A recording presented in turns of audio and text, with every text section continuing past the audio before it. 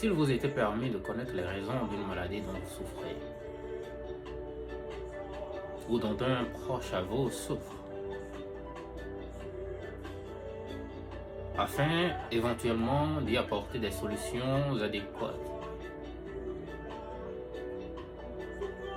ne le feriez-vous pas? S'il nous était permis de connaître le futur, d'anticiper sur les défis de demain, afin de ménager la génération future, ne le ferions-nous pas? Dépravation des mœurs, que représentait la femme africaine au sein des sociétés anciennes et quel en était l'impact sur celle-ci? C'est à travers ce thème de la rubrique Sociologie d'un monde en décadence que commence l'émission d'aujourd'hui. Dans les sociétés anciennes en Afrique, la femme représentait bien plus qu'un simple membre de la communauté. Son rôle et son statut étaient complexes et variaient considérablement d'une culture à l'autre, bien entendu. Mais plusieurs thèmes communs émergent concernant son importance et son impact sur ces sociétés. D'abord, abordons l'aspect représentativité de la femme dans les sociétés anciennes d'Afrique, gardiennes de la tradition et de la culture. Elles étaient également symboles de fertilité et de vie. En tant que mères et nourricières, les femmes étaient vénérées comme les sources de vie. Leur capacité à donner naissance était souvent associée à la fertilité de la terre et à la prospérité de la communauté. Mais elle était également figure de pouvoir et d'influence, ce que semble omettre les vestiges de nos jours. Dans de nombreuses sociétés, les femmes occupaient des positions de pouvoir politique et spirituel. Le rôle central des femmes dans la transmission des traditions et des valeurs assurait une continuité culturelle et une cohésion sociale.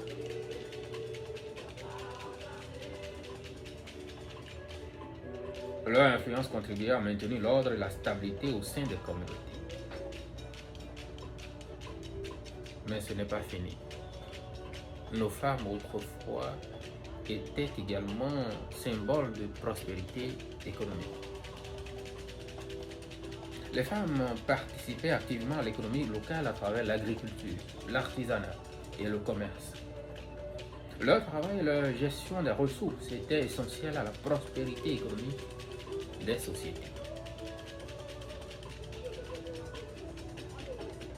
Les femmes d'autrefois étaient également leaders et gouvernaient, ou du moins, elles aidaient à la gouvernance de la société.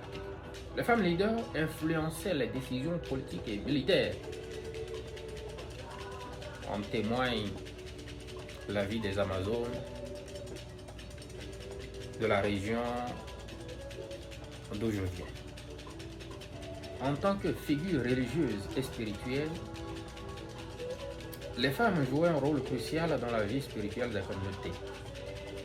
Leur influence dans les rites et cérémonies renforçait la cohésion spirituelle et morale des sociétés. Si vous ne me croyez pas, demandez à nos filles d'aujourd'hui, à nos femmes d'aujourd'hui, combien d'entre elles connaissent ne serait-ce qu'une feuille ou une racine pour guérir un mal. À quel moment la dépravation dont nous faisons mention ici, ce à quoi nous assistons aujourd'hui, a commencé à prendre corps, à prendre place? Ce n'est que à partir du moment où nous avons subi, les Africains, nous avons subi l'agression occidentale, la pénétration occidentale, que le regard de la femme, la conception de la femme africaine va changer en l'infériorisant et en lui donnant une place secondaire et je dirais même une place qui concerne tout ce qui est meuble. Donc la femme africaine avait un rôle important.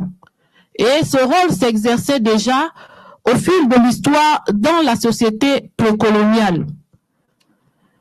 Que ce soit dans la société précoloniale matriarcale ou la société précoloniale patriarcale, la femme africaine avait un rôle prépondérant et avait des objectifs précis. Est-ce que tout ce qui vient de l'extérieur est bon pour nous? À chacun sa réponse. L'érosion des traditions, l'imposition de cultures étrangères a souvent entraîné la perte de traditions et de pratiques où les femmes jouaient un rôle central, affaiblissant ainsi leur statut et leur influence.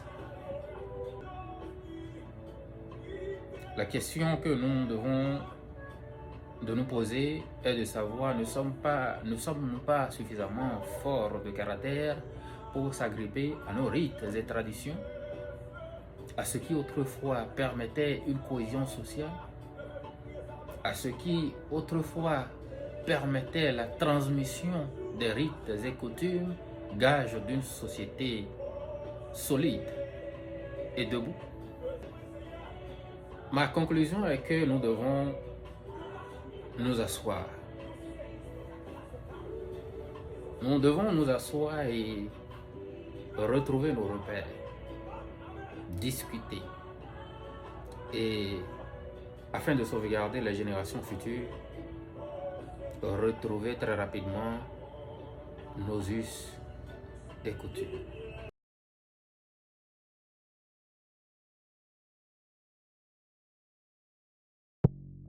À présent, retrouvons Fleury Sonidje dans la rubrique Qui fait quoi?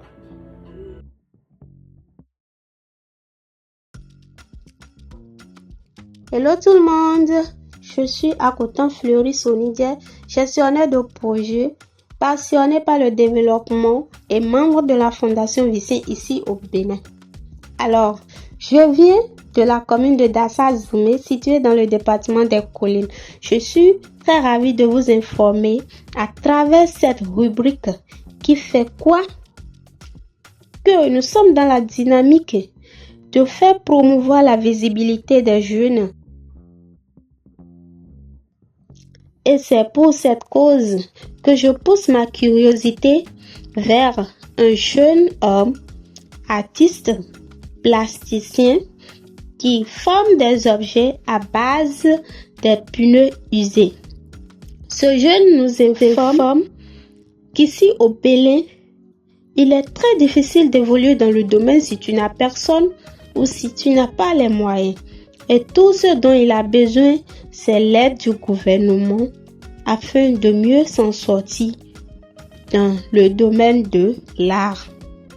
J'invite alors les jeunes à s'engager dans la lutte car l'avenir, c'est nous.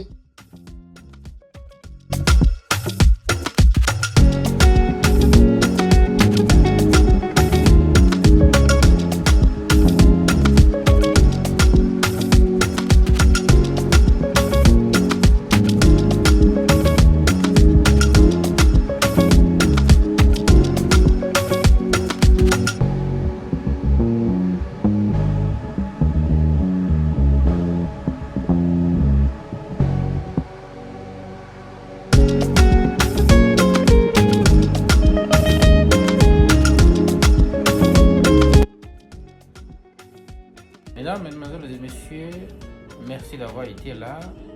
À dimanche prochain pour un nouvel numéro de votre émission Parlons Développement.